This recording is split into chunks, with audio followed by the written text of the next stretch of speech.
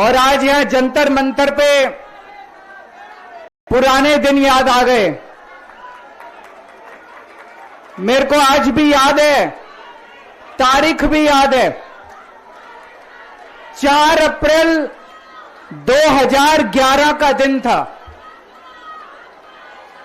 जब आजाद भारत का भ्रष्टाचार विरोधी सबसे बड़ा आंदोलन, अन्ना आंदोलन, यहां जंतर मंतर से शुरू हुआ था।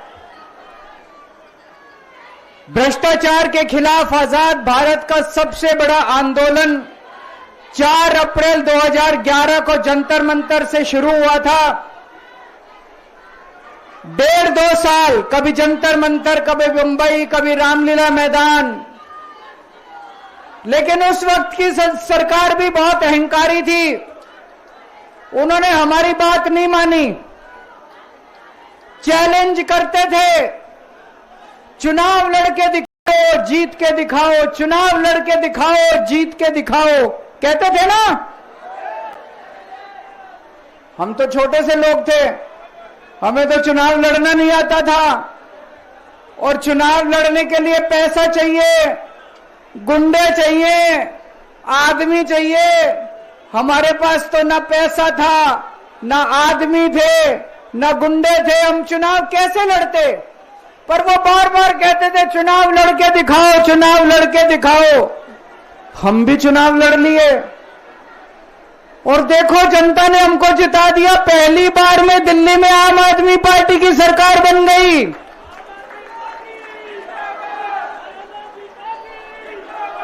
देश के अंदर हमने 2013 में चुनाव हुए थे, देश के अंदर साबित कर दिया ईमानदारी से चुनाव लड़े भी जा सकते हैं और ईमानदारी से चुनाव जीते भी जा सकते हैं। जब हम चुनाव लड़े थे उन दिनों में, तो ये कहते थे सारे पार्टी वाले, अरे इनकी तो जमानत जब्त होएगी, केजरीवाल की जमानत बच जाए चाहे। पहली बार में सरकार बन गई थी दिल्ली के अंदर हमारी 49 दिन की सरकार। ईमानदारी से चुनाव लड़े थे हम, हमारे पास कोई पैसा नहीं था, कोई आदमी नहीं था, ईमानदारी से चुनाव लड़े थे। देश में साबित कर दिया कि ईमानदारी से चुनाव लड़े जा सकते हैं।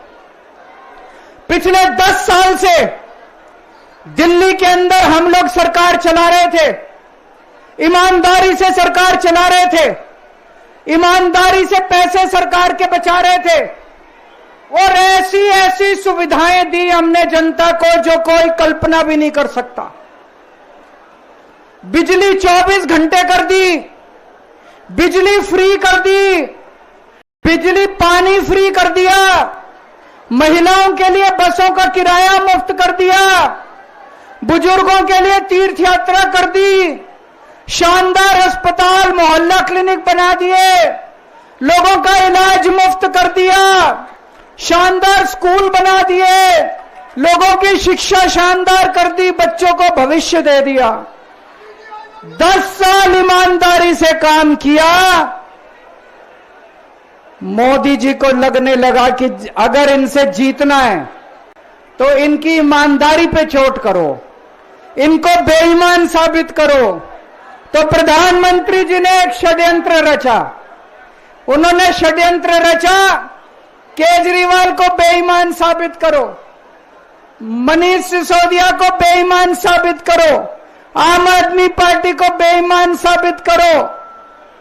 और षड्यंत्र रच के इन्होंने हमारे सारे बड़े नेताओं को एक एक करके जेल में डाल दिया। दोस्तों, अब हम जेल से बाहर आ गए, और जेल से बाहर आने के बाद मैंने इस्तीफा दे दिया।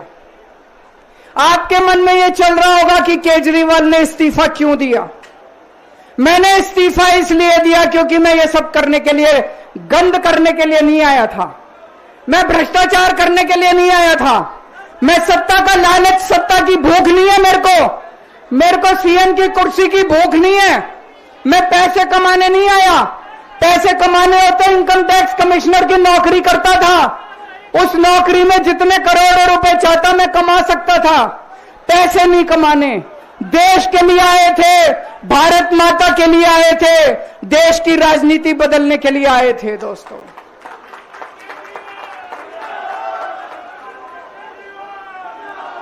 इन नेताओं को फर्क नहीं पड़ता। इन नेताओं की मोटी चमड़ी है, इनके ऊपर जितने मर्जी आरोप लग जाए, इन नेताओं को फर्क नहीं पड़ता। दोस्तों, मैं नेता नहीं हूं, मेरी मोटी चमड़ी नहीं है, मेरे को फर्क पड़ता है। मेरे पे जब ये कीचड़ फेंकते हैं बीजेपी वाले, मेरे को जब ये चोर कहते हैं, मेरे को जब ये भ्रष्टाचारी कहते हैं, मेरे को जब ये गाली देते हैं, मेरे को फर्क पड़ता है। आज मैं बहुत दुखी हूं, आज मेरी आत्मा पीड़ित है, मैं अंदर से बहुत दुखी हूं और इसीलिए मैंने इस्तीफा दिया। मैंने अपनी जिंदगी में केवल इज्जत कमाई है, मैंने अपनी जिंदगी में केवल ईमानदारी कमाई है। मेरे बैंक में कोई पैसा नहीं है, मेरी पार्टी के बैंक में कोई पैसा नहीं है, मैंने केवल इज्जत कमाई है। आज 10 साल के बाद जब मैंने इस्तीफा दिया है, थोड़े दिन में मैं सीएम का बंगला छोड़ दूंगा। आज दिल्ली के अंदर मेरे पास घर भी नहीं है रहने के लिए। मेरे को कई लोग कहते हैं, कैसा आदमी है यार तू, 10 साल राजनीति करी, 10 साल सीएम रह गया, 10 साल में तो 10 कोठियां बन जाती, 10 घर बन जाते, 10 प्लॉट बन जाते। मैंने कुछ नहीं कमाया 10 साल के अंदर, केवल आपका आशीर्वाद कमाया, आपका प्यार कमाया है 10 साल के अंदर। और उसी प्यार का नतीजा है, आज जब मैं घर छोड़ूंगा, मेरे पास इतने लोगों के फोन आ रहे हैं, इतने लोगों के मैसेज आ रहे हैं, जी मेरा घर ले लो, मेरा घर ले लो, मैं किराया नहीं लूंगा, मेरा घर ले लो। मैं आप सब लोगों का शुक्रिया अदा करता हूं।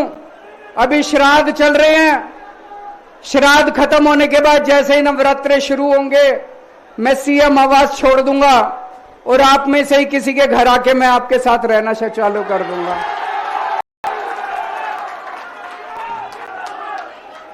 इन्होंने, मोदी जी ने हमारे ऊपर सबसे कठोर कानून लगाया, इस देश का ईडी का कानून, पीएमएलए। उसमें बेल भी नहीं मिलती, उसमें बेल भी नहीं मिलती, लेकिन केस फर्जी था। मैं शुक्रिया अदा करता हूं सुप्रीम कोर्ट का, उन्होंने हम सबको बेल दे दी, क्योंकि उनको भी पता था कि केस खत्म है, केस बेकार है। उन्होंने हम सबको बेल दे दी। लेकिन जैसे मैंने कहा, मैंने केवल ईमान, जब मैं जेल से आया, मैंने मन में सोचा था, जब तक कोर्ट मेरे को बाइज्जत बरी नहीं कर देता, मैं दोबारा कुर्सी पे नहीं बैठूंगा। लेकिन मेरे को वकीलों ने कहा, यह केस अभी 8 साल चल सकता है, 10 साल चलेगा, 15 साल चलेगा, यह केस का कोई भरोसा नहीं है, यह केस अभी बहुत लंबा चलेगा। तो मैंने तय किया, मैं अपनी जनता की अदालत में जाऊंगा, जनता से पूछूंगा कि जनता मेरे को बताए कि मैं बेईमान हूं कि मैं ईमानदार हूं। मैं दाग के साथ नहीं जी सकता।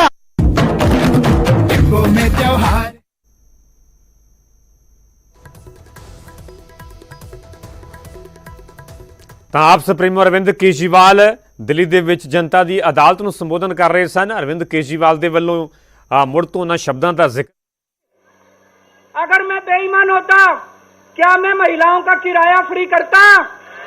क्या जरूरत थी फ्री करने की? पैसे खा जाता सारे। अगर मैं बेईमान होता, क्या आपके बच्चों के लिए स्कूल बनवाता? सारे पैसे खा जाता। अगर मैं बेईमान होता, आपका इलाज मुफ्त करता, पैसे खा जाता सारे। इन लोगों की 22 राज्यों में सरकार है, 22 राज्यों में कहीं बिजली फ्री नहीं है। तो चोर कौन है? इनकी 22 राज्यों में सरकार है, कहीं महिलाओं का किराया फ्री नहीं है, तो चोर कौन है? आज आपके बीच में आया हूं, आपसे पूछने के लिए आया हूं, केजरीवाल चोर है या केजरीवाल को जेल भेजने वाले चोर हैं? जिन जिन लोगों को लगता है केजरीवाल ईमानदार है, हाथ खड़े करके बता दो जरा से। ये कैमरे वाले जरा से दिखा दो कि दिल्ली की जनता क्या सोचती है। जिन जिन लोगों को लगता है कि मोदी जी ने केजरीवाल के खिलाफ गंदा राजनीतिक षड्यंत्र रचा था, जिन जिन लोगों को लगता है कि मोदी जी ने केजरीवाल के खिलाफ बहुत बुरा षड्यंत्र रचा था? हाथ खड़े कर दो सब लोग।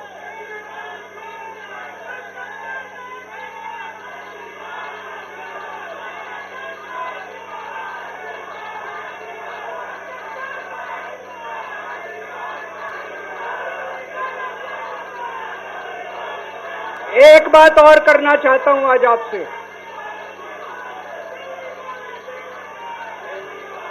एक बात और करना चाहता हूं, बड़े ध्यान से सुनना। एक बात और बहुत जरूरी बात है, सारे जने बड़े ध्यान से सुनना। ये आरएसएस वाले कहते हैं हम राष्ट्रवादी हैं, आरएसएस वाले कहते हैं हम देशभक्त हैं। आज मैं पूरे सम्मान के साथ, आरएसएस के प्रमुख हैं श्री मोहन भागवत जी, मैं पूरे सम्मान के साथ मोहन भागवत जी से 5 प्रश्न पूछना चाहता हूं और आपका समर्थन चाहता हूं। अगर मैं कोई गलत प्रश्न पूछूं तो बता देना, और सही प्रश्न पूछूं तो मैं आपसे हाथ खड़ा करवा के पूछूंगा। मेरा पहला प्रश्न है मोहन भागवत जी से।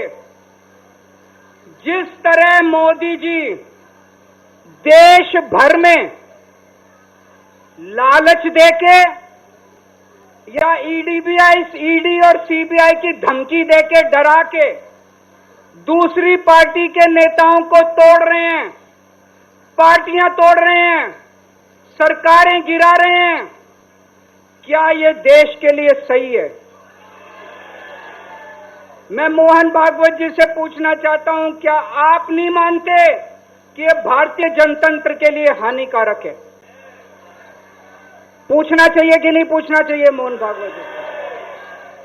मेरा दूसरा प्रश्न है उनसे, देश भर में सबसे भ्रष्टाचारी नेताओं को मोदी जी ने अपनी पार्टी में शामिल करवा लिया।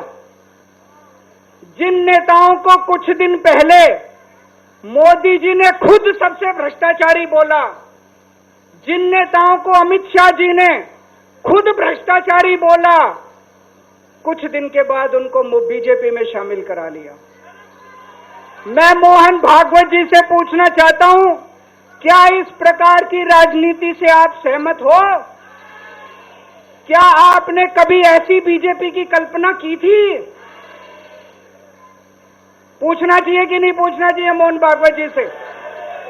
मेरा तीसरा प्रश्न है मोहन भागवत जी से, बीजेपी आरएसएस की कोख से पैदा हुई है कि नहीं है?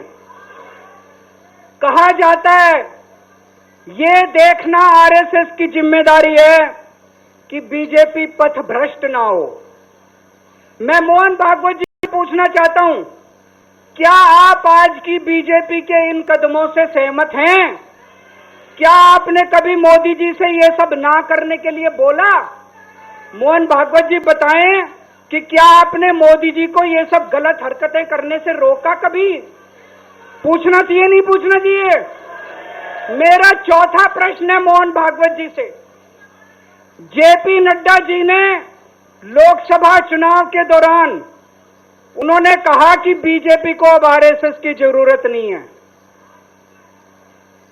आरएसएस बीजेपी की मां समान है कि नहीं है? क्या बेटा इतना बड़ा हो गया कि मां को आंखें दिखाने लग गया? क्या बेटा इतना बड़ा हो गया कि आज मां को आंखें दिखाने लग गया?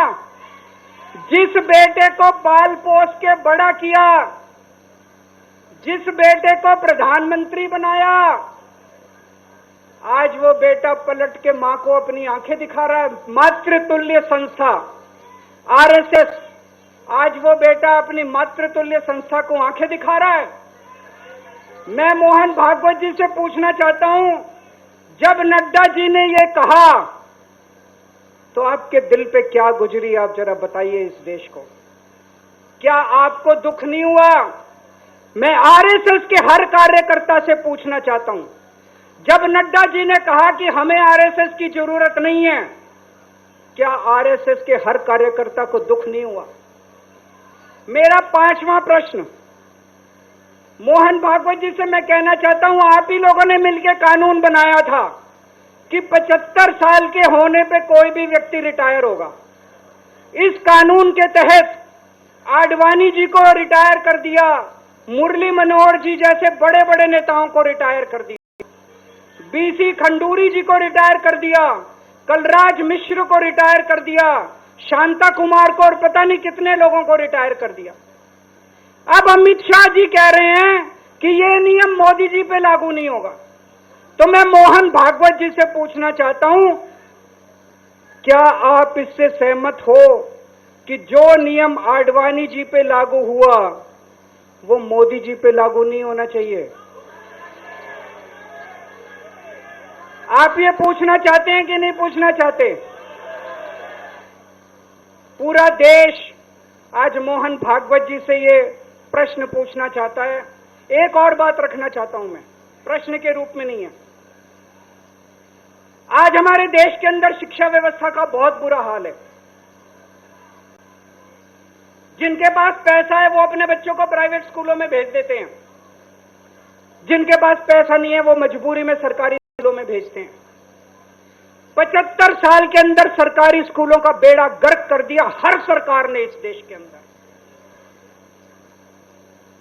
लेकिन ऊपर वाले की कृपा है कि ऊपर वाले ने इस देश को एक मनीष सिसोदिया दे दिया। 75 साल के बाद इस देश में एक ऐसा शख्स आया जिसने गरीबों के बच्चों को भविष्य की एक उम्मीद दी। एक रिक्शे वाले का बेटा, मजदूर का बेटा, किसान का बेटा, जिसे कोई उम्मीद ही नहीं बची थी कि मेरे बच्चे बड़े होकर कुछ बन सकते हैं, आज उनके बच्चों को अच्छी शिक्षा दे के मनीष सिसोदिया ने उनको उम्मीद दी है। ऐसे मनीष सिसोदिया को प्रधानमंत्री मोदी जी ने 2 साल जेल में रखा। मनीष सिसोदिया की जिंदगी उसकी अपनी जिंदगी नहीं है। मनीष सिसोदिया की जिंदगी देश की जिंदगी है। मनीष सिसोदिया का एक एक जिंदगी का पल इस देश का पल है। ये 2 साल मनीष सिसोदिया के खराब नहीं हुए, ये 2 साल इस देश के खराब हुए हैं। अगर आज मनीष सिसोदिया जेल के बाहर होता, न जाने कितने और नए स्कूल बनते, न जाने कितने बच्चों को शिक्षा मिलती। तो मैं मोहन भागवत जी से भी पूछना चाहता हूं कि क्या आरएसएस इस किस्म की हरकतों से सहमत है?